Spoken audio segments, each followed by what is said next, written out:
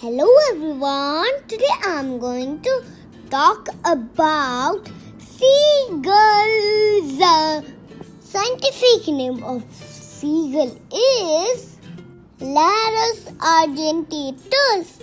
Seagull has strong body, elongated legs and webbed feet.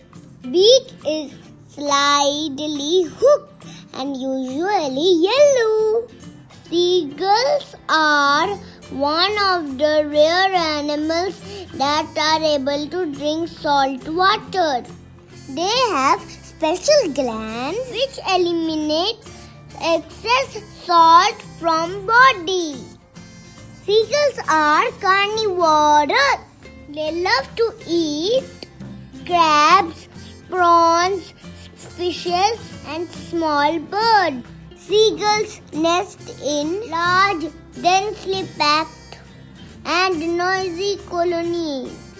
Seagulls weigh between 120 grams to 1.75 kg and the size varies between 29 centimeters to 76 centimeters in length.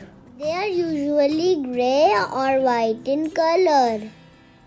After chicks hatch, one parent stays with the nest all the time.